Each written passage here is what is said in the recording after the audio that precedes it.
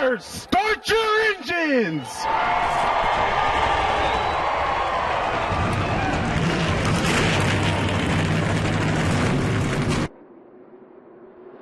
Boogity, boogity, boogity! Let's go racing, boys!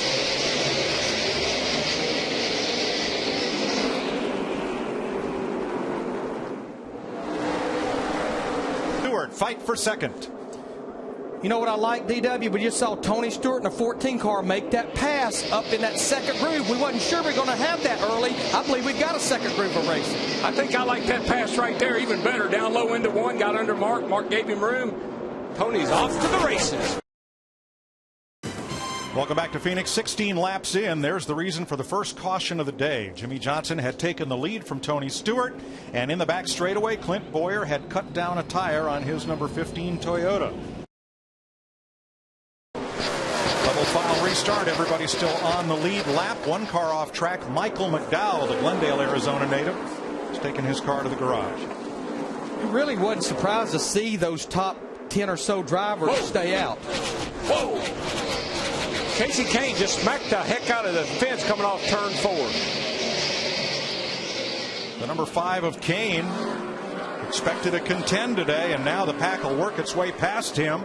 We are still green as Kane tries to get to the bottom of the racetrack. I know I gave you a couple of woes there, but he lost it, then he caught it, and then it shot right out in the fence. Did a lot of damage. Kane was the second place car. He now drops to 42nd and will come to pit road.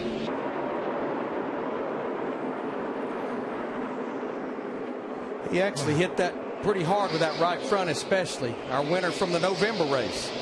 Casey Kane just radioed and said something is broken in this suspension. Kenny Francis thinks it's a sway bar arm on the right front. Now he's saying upper control arm, and the lower control arm is bent as well. Mechanic's got the hood up now. Car on the wall, turn 4. It's Clint Boyer. He's in trouble for the second time. He's cut down another right front.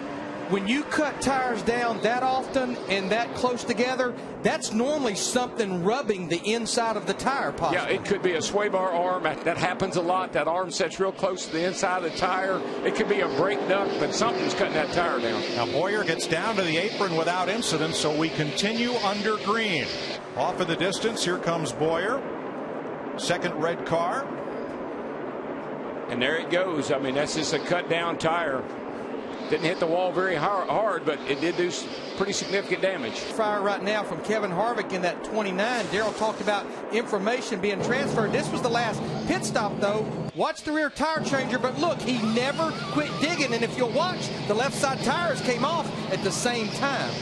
But Daryl, you talked about information being transferred from one organization to another. Johnson makes his move to the inside for the lead. And the all-time lap leader at Phoenix, 877 and counting, Jimmie Johnson out front. Kurt Busch slip sliding around. Here comes Matt Kenseth and younger brother Kyle Busch in the 18.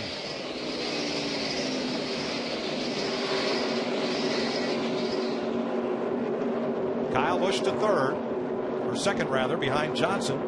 Kenseth battling Kurt Busch for third. Dale Jr. in the 88 car, he had a great Daytona, but not today. His car is wrecking loose. He says it's chatter in the right rear, and he is falling back. He's in 26th spot and doesn't like his car. Krista, he made an extra pit stop under that last caution and fell from 24th to 31st.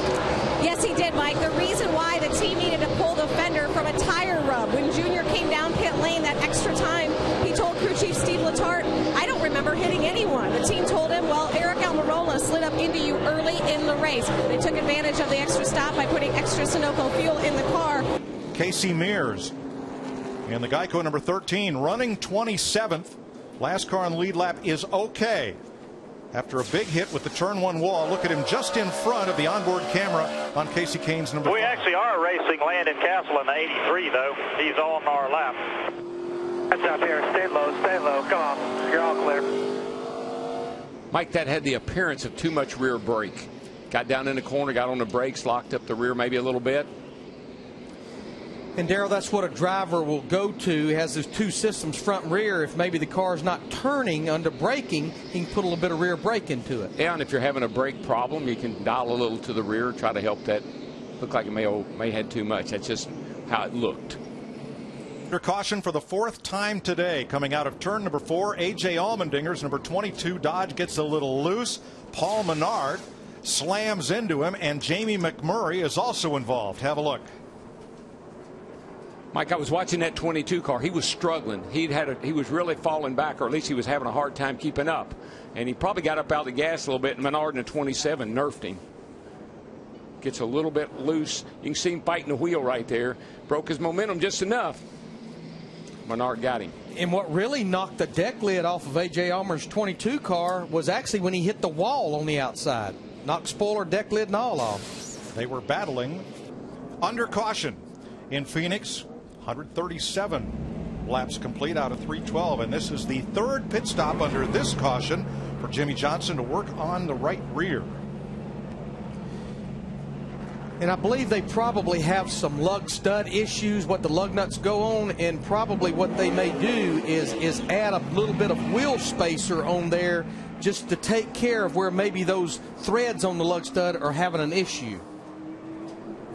Chad looks pretty confident. He didn't look like he was all that worried. And it is a pretty easy fix if that's the problem.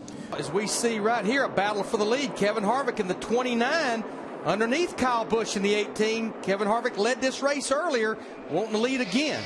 I just think running yesterday's race, Larry, would be invaluable with this reconfigured racetrack to get information that some people may not have. And both of those drivers ran yesterday's race, Kyle Busch and Kevin Harvick. Kyle Busch completes the pass and goes back to the lead. It's rather frustrating to be sitting there like Harvick is, and you see here now he's got a pretty good run alongside of Kyle.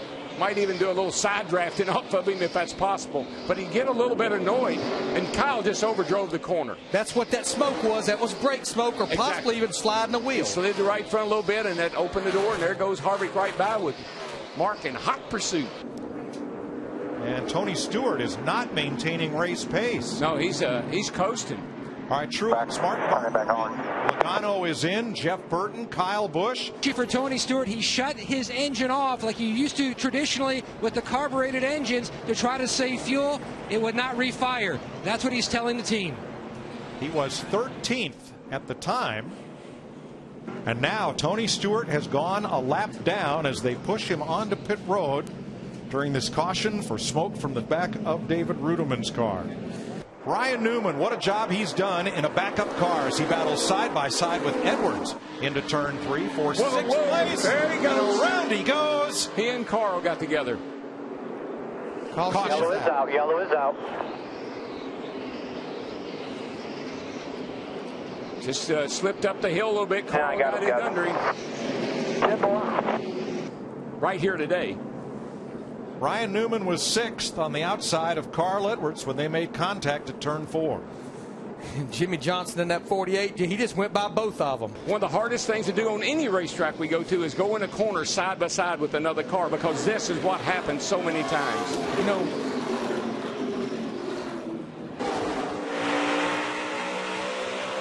Keselowski's led 3 laps so far today. He could be about to lead his 4th. boy, he overdrove that corner all the way almost up against the wall. Hamlin. Dirty tires, got in there too hot. Probably a little stage right over there maybe from the accident, or at least dirt on the track. Keselowski's best finish here, 15th in this race last year. And he goes from the lead back to 6th. Here's how it happened. Oh, you can just see how much harder he drove in the corner than Denny Hamlin at 11 did. You saw that gap open a little bit. Just overdrove it a tad. So Hamlin is the leader. Harvick picks up a 10th. He got him. He gained a bunch right there. All right, he's coming, 2 to go here. Let's get him. 1 car length, and the closer is there, knocking on the door. I'll tell you, if he doesn't run out of gas. 2 to go. You get him. Come on, man. Up on that wheel. I love it. Get up on that wheel. And look at Kevin Harvick. Drove that thing down in there. It's almost like he's found a little something down there in 1 and 2. Loses it off of 2. Just lost. Uh-oh. He's out of fuel. He's out of gas. Looks like he may be out. He's out of fuel. Hamlin's home free. And For his 18th career win, Denny Hamlin delivers. Checkered flag in Phoenix. Harvey's going to hang on for second.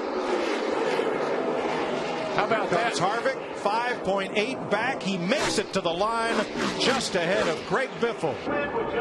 And how about champion crew chief of 2011, Darian Grubb, picking up just about where he left off at the end of last season with Tony Stewart. Yes, sir. Headed for the winner's circle. So happy for Darian Grubb.